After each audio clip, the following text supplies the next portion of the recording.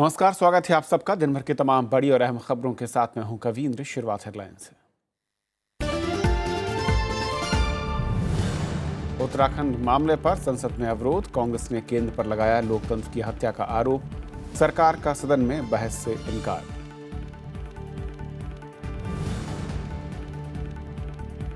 खत्म हो सकती है विजय माल्या की राज्यसभा सदस्यता, एथिक्स कमेटी की बैठक में चर्चा, जवाब के लिए 1 सप्ताह का वक्त। भारत और पाकिस्तान के विदेश सचिवों की कल मुलाकात, पठानकोट मुद्दे पर भी होगी बात। दिल्ली में कल हर्ट ऑफ एशिया सम्मेलन।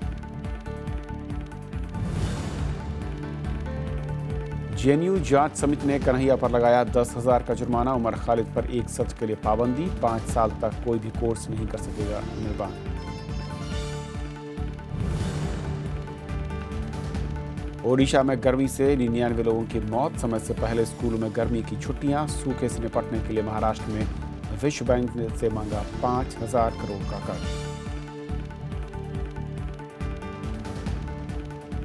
और आइए देखते हैं पहली खबर।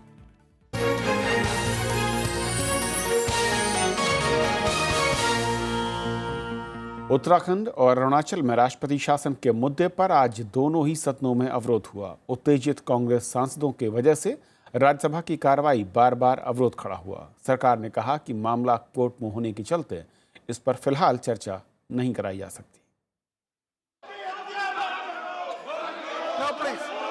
संसद सत्र के पहले दिन कांग्रेस समेत कई विपक्षी दलों ने उत्तराखंड और अरुणाचल में राष्ट्रपति शासन के मुद्दे को जोर शोर से उठाया। अवरोध की वजह से राज्यसभा की कार्यवाही में बार बार व्यवधान पड़ा और दोपहर 3 बजे कार्यवाही पूरे दिन के लिए स्थगित कर दी गई। राज्यसभा में नेता विपक्ष गुलाम नबी आजाद ने आरोप लगाया कि सरकार जानबूझकर सत्र से पहले ऐसे फैसले लेती है। जो कोर्ट के सामने थे उस पर चर्चा हुई है, इस पर चर्चा होगी और होके रहेगी। इस तरह से लोकतंत्र का अपमान और लोकतंत्र का कत्ल नहीं किया जा सकता है। आप डेमोक्रेसी का कत्ल इस तरह से नहीं कर सकते। कांग्रेस सदस्यों ने राष्ट्रपति शासन पर तुरंत चर्चा की मांग की, लेकिन सरकार ने कहा कि मामला अदालत में विचाराधीन है, इसलिए चर्चा नहीं हो सकती।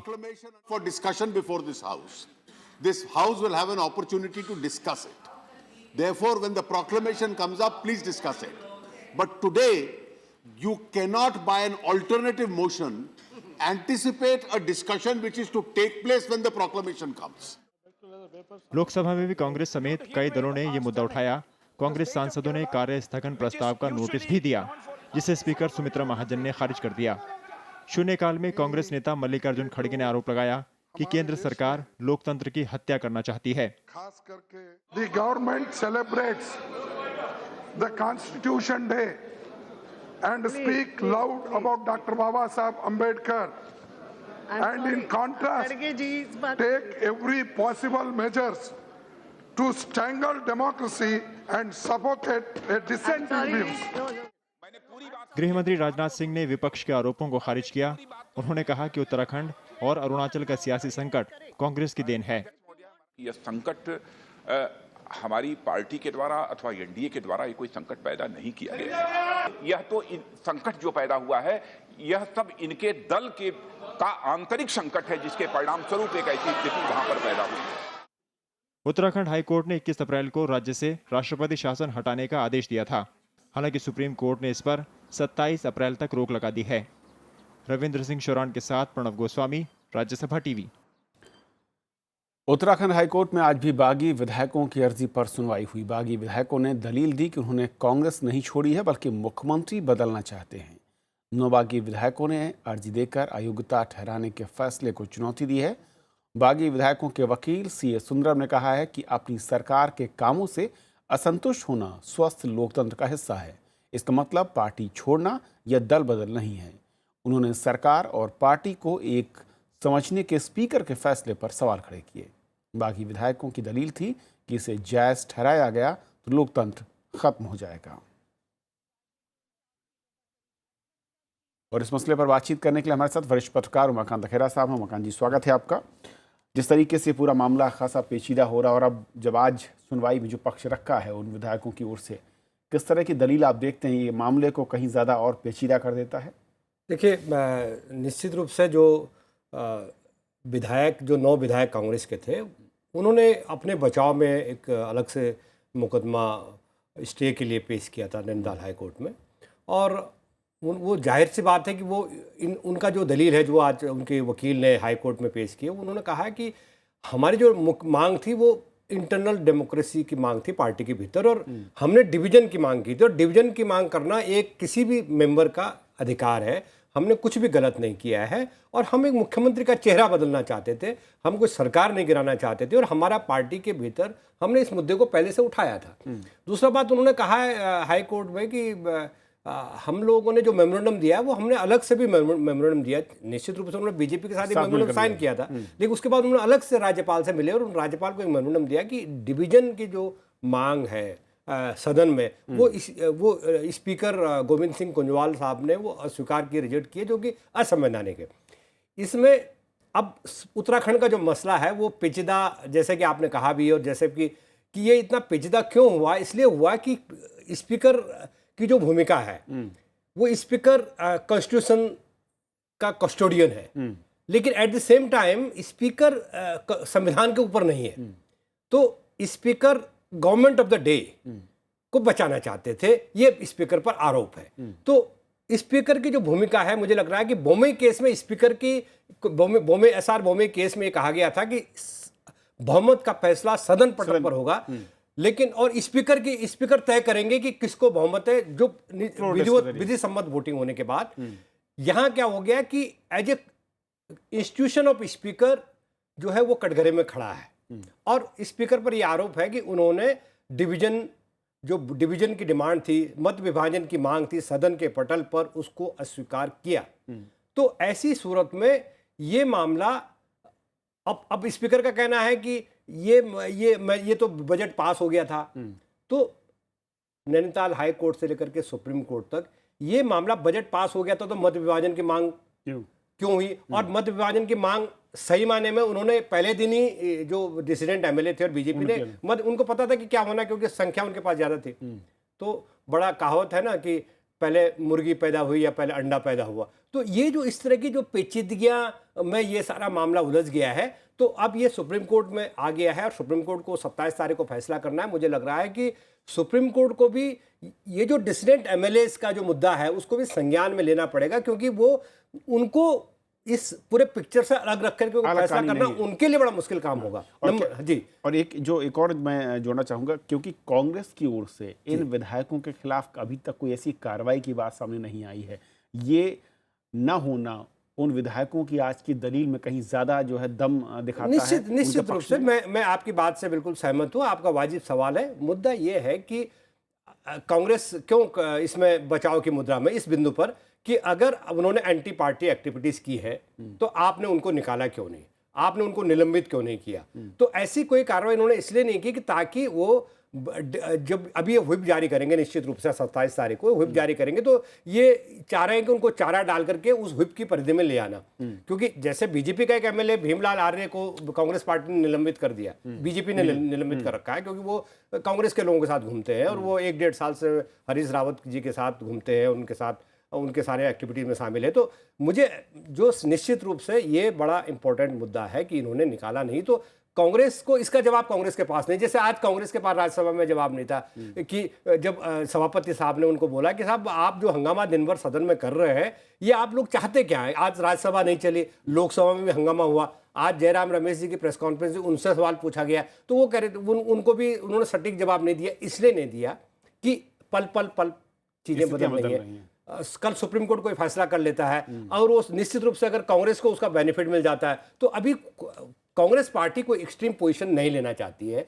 और वो चूहा बिल्ली का खेल ये कांग्रेस पार्टी भी खेलना चाहती है, और वो उसकी कड़ी नज़र है कि वो अदालत पर, सर्वोच्च न्यायालय का जो फैसला होता है 27 तारीख को या 29 तारीख को, अगर ऐसी नौबत आती है सदन में, तो वो उस पर उसकी नज़र है। एक आखिरी सवाल उमाकांत जी, जिस तरीके का पूरा परिदृश्य रहा है जी, क्योंकि केंद्र सरकार जब भी इस तरह के कदम उठाती है किसी भी राज्य में, और किसी की भी जब सरकार रही हो केंद्र में, वो आरोपों के घेरे में रही है।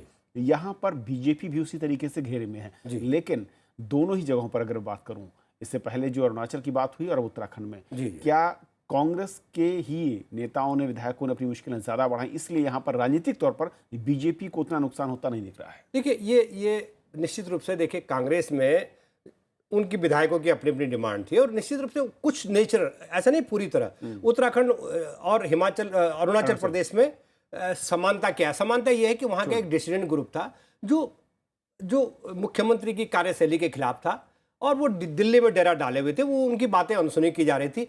लगभग वही हालात उत्तराखंड में थे और वो उनको लगता था जो मुख्यमंत्री विरोधी खेमा था, जो कि भाई ये रेवड़ियाँ बांट रहे हैं, राज्यसभा का सीट मुख्यमंत्री अपने मन से बंटवा रहे हैं और कोई ऐसा पद है, लाल बत्ती है, पीली बत्ती है, ये अपने लोगों को बंटवा रहे हैं और जब कोई मौका आ रहा राज्यसभा का तो ये कहते नहीं आपको नहीं मिला, वो हाईकमान बात करेगा। तो ये जो सिचुएशंस खड़ी हैं, ये इस तरह की चीज़ें खड़ी हुई, तो ये डेमोक्रेटिक पार्टीज होती हैं, वो सिस्टम इस तरह से चलेगा नहीं, आपको सबको साथ लेके चलना पड़ेगा। मुझे लग रहा है कि मुख्यमंत्री हरीश रावत से काफ़ी चूक हुई है और उन्होंने अंडरमाइन किया, अनदेखा किया। उनको लगता था कि ये चीज़ें ऐसे चलता रहेगा और ये इनकी हिम्मत नहीं है, लेकिन ऐसा कई बार क्या होता है कि ज्वालामुखी जब फटता है तो उसको जब फटने के बाद आप हाथ जब चिड़ियन चुग गई खेत वाली स्थिति हो जाती है। लेकिन इंतजार करना होगा कि असल में इस पूरे फैसला क्या आता है कोर्ट की ओर से और आखिरी जो फैसला हो किसके पक्ष में और क्या सामने आता है। बहुत शुक्रिया आपका इस पूरी चर्चा में शामिल होने के लिए। और ये थी हमारी पहली खबर। छोटा सा ब्रेक के उस पार दिन भर की दूसरी बड़ी खबर।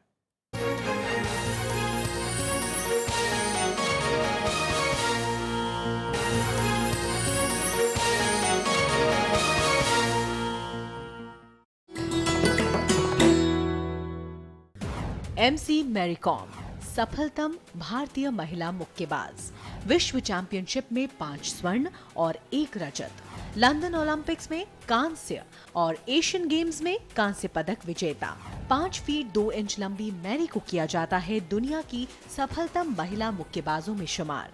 खेलों में वरिष्ठ योगदान के लिए उन्हें मिले हैं पद्म भूषण, अर्जुन अवार्ड और राजीव गांधी खेल रत्न पुरस्कार।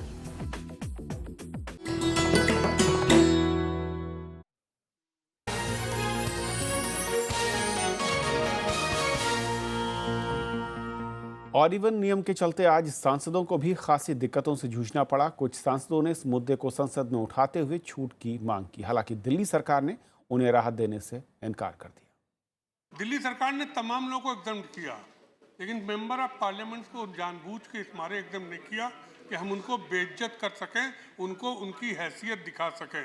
मुझे एक बात समझ में नहीं आती, 95% प्रदूषण पर कोई चर्चा नहीं। हम चाहते हैं कि दिल्ली जो है देश का दिल है और दिल जो है सेहतमंद चाहिए, दिल जो है वो प्रदूषित नहीं होना चाहिए।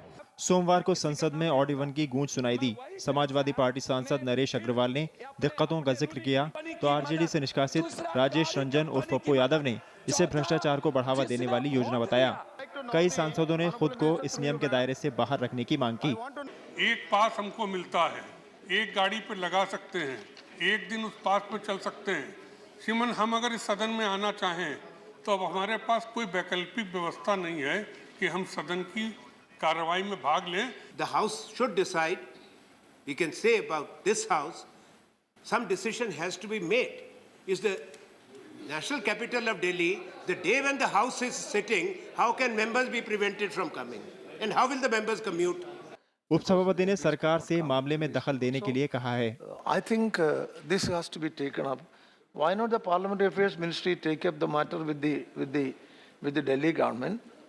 सरकार ने भी सांसदों को इसके जल्दी समाधान का भरोसा दिलाया है। ऑनरेबल मेंबर्स ने जिस बारे में सुझाव दिया है उसके बारे में हम जो एप्रोप्रिएट अथॉरिटीज़ हैं उनसे हम डिस्कस करेंगे और हम चाहेंगे कि जो एमपीज़ की ड्यूटी है उस ड्यूटी में किसी तरह की बाधा न पड़े।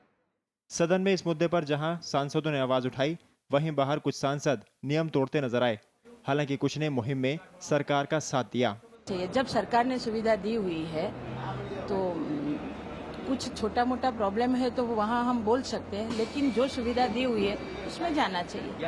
आज वोट का दिन है और ईवीएम नंबर की गाड़ी से आए हैं आप। वायलेशन नहीं है क्या कानून? दिल्ली में 15 से 30 अप्रैल तक ऑड इवन का दूसरा दौर लागू है। संसद का सत्र 13 मई तक चलेगा। ऐसे में दिल्ली सरकार सांसदों से सहयोग की उम्मीद कर रही है।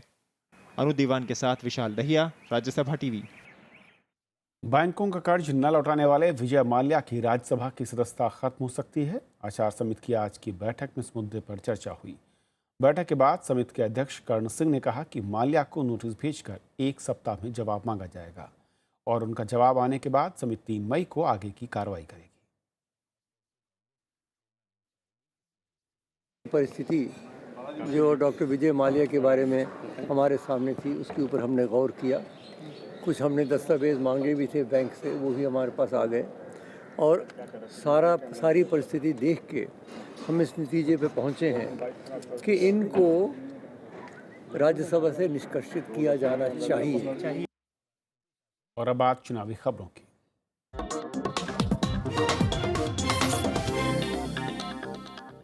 पश्चिम बंगाल में झड़पों की कई खबरों के बीच चौथे दौर का मतदान संपन्न हुआ। आज राज्य के उत्तर 24 परगना और हावड़ा जिले की 49 सीटों पर वोटिंग हुई। गड़बड़ी के आरोप में आज करीब 250 लोगों को हिरासत में लिया गया। पश्चिम बंगाल में चौथे दौर के मतदान में सुबह से ही मतदाताओं में खासा उत्साह दिखा। सुबह 7 बजे से ही लोग मतदान केंद्रों में कतार लगाकर अपनी बारी का इंतजार करते दिखे। इस दौर में 1 करोड़ से ज्यादा मतदाताओं को वोट डालना था। अपने मुद्दों को लेकर लोग खासे जागरूक दिखे। हम लोग चाहता है जो एक अच्छा गवर्नमेंट हो, without any blemish and everything we can get more advantage. इस एरिया में अभी तो डेवलप बहुत हो गया पहले से, और भी डेवलप हो, इसीलिए इसकी उम्मीद से हम बहुत मतदान करते हैं। 3 बजे तक सूबे के 67% से ज्यादा वोटरों ने अपने मताधिकार का इस्तेमाल कर लिया था। शाम होते होते इस तादाद में काफी इजाफा हो गया और राज्य में पिछले चरणों की तरह अच्छा मतदान दर्ज किया गया। इस दौर के 345 उम्मीदवारों में कई चेहरे ऐसे हैं जिन पर पूरे प्रदेश की नजरें टिकी हुई हैं। इनमें सूबे के वित्त मंत्री अमित मित्रा, मंत्री चंद्रिमा भट्टाचार्य, प्रत्यय बसु, पूर्णेंदु बसु, अरूप रॉय, हैदर अजीज, राजीव बनर्जी और कमर हटी से राज्य के पूर्व परिवहन और खेल मंत्री मदन मित्रा चुनावी मैदान में थे। मदन मित्रा शारदा मामले में फिलहाल जेल में हैं। बीजेपी के इकलौते मौजूदा विधायक सामिक भट्टाचार्य बशीरहट दक्षिण से चुनावी मैदान में रहे। उत्तर हावड़ा से बीजेपी की रूपा गांगुली का सीधा मुकाबला पूर्व क्रिकेटर और टीएमसी उम्मीदवार लक्ष्मी रतन शुक्ला से था।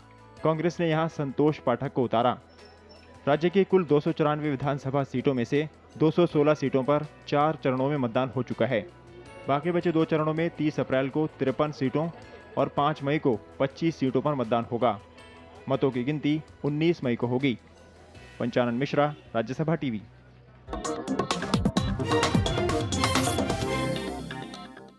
जेएनयू ने देशद्रोह के आरोपी छात्रों पर कार्रवाई करने की घोषणा की है। छात्र संघ के अध्यक्ष कन्हैया कुमार पर अनुशासन तोड़ने के लिए 10,000 रुपये का जुर्माना लगाया गया है। विश्वविद्यालय ने माना है कि 9 फरवरी के कार्यक्रम में हिस्सा लेकर कन्हैया ने अनुशासन तोड़ा था। वहीं उमर खालिद को 1 सत्र के लिए विश्वविद्यालय से बाहर किया गया है। मुजीब गर्ग को 2 सत्र के लिए निष्कासित किया गया है। निर्वाण भट्टाचार्य पर यह रोक 15 जुलाई तक होगी। साथ ही वो अगले 5 साल तक विश्वविद्यालय के किसी भी पाठ्यक्रम में दाखिला नहीं ले सकेगा। मुंबई की विशेष अदालत ने मालेगांव धमाकों के 8 आरोपियों को बरी कर दिया और इस मामले में 9 लोगों को गिरफ्तार किया गया था, लेकिन एक की पहले ही मौत हो चुकी है। हमले की जांच कर रही एटीएस ने सभी आरोपियों को सिमी का सदस्य बताया था, जिसके बाद सीबीआई ने भी एटीएस की जांच को सही ठहराया। लेकिन 2014 में एनआईए ने आरोपियों के खिलाफ कोई सबूत न मिलने की बात कही। हालांकि एनआईए ने आरोपियों को बरी करने का विरोध किया था। 2006 में इन धमाकों में 37 लोगों की मौत हुई थी और 100 से ज़्यादा लोग घायल हुए थे।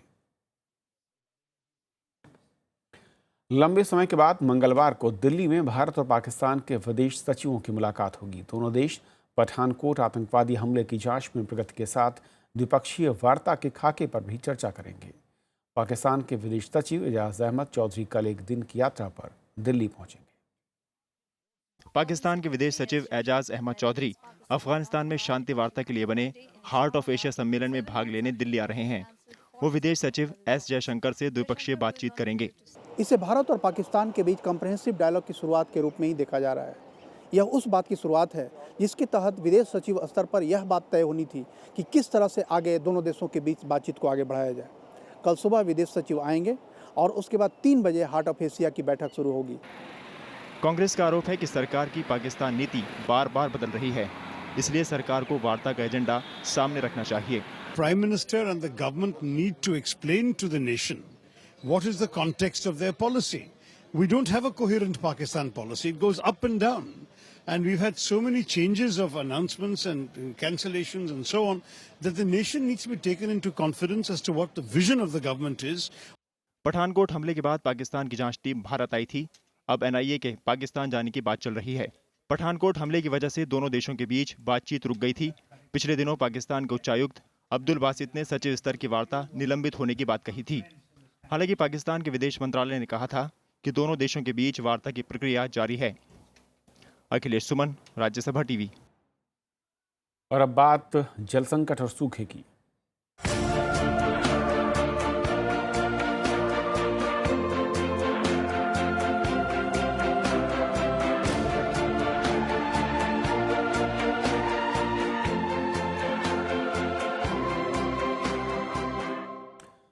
ओडिशा में रिकॉर्ड तोड़ गर्मी से लोग परेशान हैं। मरने वालों की संख्या बढ़कर 100 के करीब पहुंच चुकी है। बलगीर जिले में टेटलागढ़ में आज पारा 48.5 डिग्री के रिकॉर्ड स्तर पर पहुंच गया। इससे पहले 1999 में ये तापमान 48 डिग्री से ऊपर पहुंचा था। कई दूसरे जिलों में भी तापमान 46 डिग्री से ऊपर है। भीषण गर्मी की वजह से राज्य के स्कूलों में गर्मी की छुट्टी समय से पहले कर दी गई है। यहाँ 20 अप्रैल से स्कूल बंद है और कल से इसे गर्मी की छुट्टी में बदल दिया जाएगा। महाराष्ट्र सरकार सूखे से निपटने के लिए विश्व बैंक से 5,000 करोड़ रुपए का कर्ज लेगी। मुख्यमंत्री देवेंद्र फडणवीस ने आज इसका ऐलान किया और उन्होंने कहा कि विदेश मंत्रालय को प्रस्ताव भेज दिया गया है और जल्द ही विश्व बैंक के अधिकारियों से मुलाकात भी होगी। विश्व बैंक ने सूखे से निपटने के लिए एक विशेष फंड बनाया है। मुख्यमंत्री ने बताया है कि मराठवाड़ा के 3,000 और विदर्भ के 2,000 गांवों में मदद पहुंचाई जाएगी। महाराष्ट्र समेत देश के कई राज्य इन दिनों भीषण सूखे की चपेट में हैं। कई इलाकों में तो ये समस्या दिन पर दिन गंभीर होती जा रही है। इधर ताजनगरी आगरा में लोग पानी की कमी से जूझ रहे हैं। हालात इस कदर खराब हो चुके हैं कि लोगों को अब पानी खरीदना पड़ रहा है। कुएं में रस्सी के सहारे उतरती ये महिला ना तो किसी सर्कस में काम करती है और ना ही इस करतब के लिए इसे पैसे मिलते हैं। अगर इस कड़ी मेहनत के लिए इसे कुछ मिलता है तो वो है चंद पानी की बूंदें।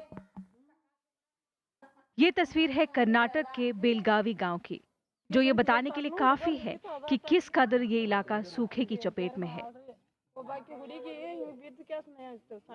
ಕುಡಿಲಿಕ್ಕೆ ನೀರು ಸಾಲಲ್ಲ ಅರ್ಧ ತಾಸಿಗೆ ಒಂದು ಕೊಡ ತುಂಬುತ್ತೆ ಹೀಗಾದ್ರೆ ನೀರಿನ ಪರಿಸ್ಥಿತಿ ತುಂಬಾನೇ ಇದೆ ಬಿಸಿಕಾಲ ಬೇರೆ ಹೀಗಾಗಿ ಜನ ಹೇಳಿದ್ರು ಕೇಳಲ್ಲ ಹಗ್ಗ ಹಿಡ್ಕೊಂಡು ತೆಳಗಿಳಿತಾರೆ वहीं महाराष्ट्र के मराठवाड़ा समेत कई इलाके भी सूखे की चपेट में हैं।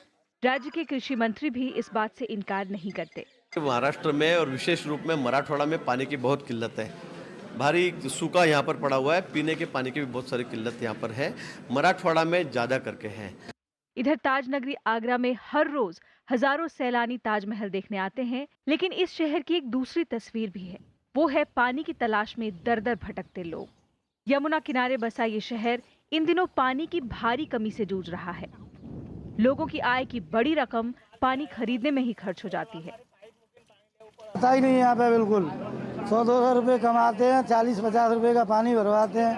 कई बार लोग आए कि पानी नल चालू हो जाएंगे, नल पानी बिल्कुल नहीं आता है। शहर के ज्यादातर नलकूप सूख चुके हैं। लोगों को पानी की तलाश में पसीने से पानी होना पड़ रहा है। लोग टूटी पाइपलाइन से पानी जमा कर उसका इस्तेमाल करने पर मजबूर है। देश के 10 से ज्यादा राज्य इस समय सूखे की चपेट में हैं। ऐसे में अगर तुरंत राहत कदम नहीं उठाए जाते तो संकट और गहरा सकता है। Bureau report, Rajya Sabha TV.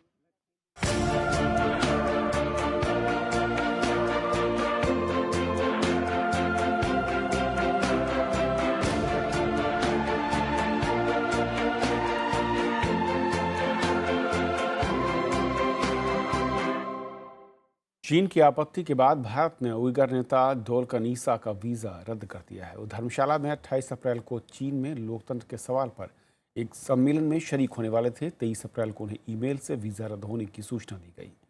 World Uyghur Congress के अध्यक्ष ईसा ने कहा कि उन्हें वीज़ा रद्द होने की वजह नहीं बताई गई। चीन ईसा को आतंकवादी मानता है। चीन ने उनके खिलाफ इंटरपोल का नोटिस भी जारी कर रखा है। जब एक सप्ताह पहले भारत के जर्मनी दूतावास ने उनको टूरिस्ट वीज़ा दिया था तो माना जा रहा था कि जैश मोहम्मद नेता अजहर मसूद को प्रतिबंधित करने के चीन के वीटो के विरोध में है। तो खबरों के आज के सफर में इतना ही, लेकिन जाते जाते छोड़ जाते हैं देश और दुनिया की कुछ और बड़ी खबरों के साथ। नमस्कार। लोकसभा में सिख गुरुद्वारा संशोधन बिल पास हो गया है। केंद्रीय मंत्री राजनाथ सिंह ने इसे पेश किया। राज्यसभा में ये बिल पहले ही पारित हो चुका है।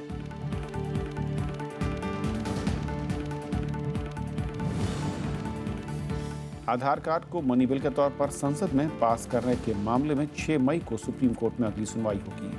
अदालत ने अटॉर्नी जनरल मुकुल रोहतगी को अगली तारीख पर कोर्ट में पेश होने के लिए कहा है। मंगलवार को सुप्रीम कोर्ट में आईपीएल के मैच महाराष्ट्र से बाहर कराने के मामले की सुनवाई होगी। इस मामले में मुंबई क्रिकेट एसोसिएशन ने बॉम्बे हाई कोर्ट के आदेश को चुनौती दी है। आभूषणों पर 1% उत्पाद शुल्क लगाने के सरकार के फैसले के खिलाफ सराफा कारोबारी एक बार फिर हड़ताल पर चले गए हैं। फिलहाल ये हड़ताल 3 दिन के लिए की गई है। ग्रेटर नोएडा के दादरी में एक मुठभेड़ में एक आईएसआई की मौत हो गई और पुलिस की टीम एक अपराधी को पकड़ने गई थी। अख्तर के परिवार ने आरोप लगाया है कि साथी पुलिस वाले इनकाउंटर के वक्त मौके से भाग गए। आतंकवादी संगठन इस्लामिक स्टेट से जुड़ा भारतीय आतंकवादी मोहम्मद शफी अरमार सीरिया में अमेरिका के ड्रोन हमले में मारा गया है। शफी भारत में युवाओं को आईएस में भर्ती करने का काम करता था। वित्त मंत्रालय ने कर्मचारी भविष्य निधि संगठन पर साल 2015-16 के लिए ब्याज दर 8.75 से घटाकर 8.70 कर दी है। वित्त मंत्रालय की ओर से इसकी अधिसूचना श्रम मंत्रालय को भेजी गई है। भारत ने चीन से दूध और दुग्ध उत्पादों के आयात पर प्रतिबंध लगा दिया है। साथ ही कुछ मोबाइल फोन पर भी रोक लगाई गई है। इन सभी वस्तुओं की गुणवत्ता मानक स्तर से नीचे थी। कारोबारी हफ्ते के पहले दिन शेयर बाजार में गिरावट दर्ज की गई। सोमवार को सेंसेक्स 159 अंक गिरा, वहीं निफ्टी में भी 44 अंकों की गिरावट आई। पिछले महीने आतंकी हमले का शिकार हुए ब्रसेल्स में मालबीक मेट्रो स्टेशन को सोमवार को यात्रियों के लिए खोल दिया गया। इस दौरान स्टेशन पर सुरक्षा के कड़े इंतजाम किए गए थे।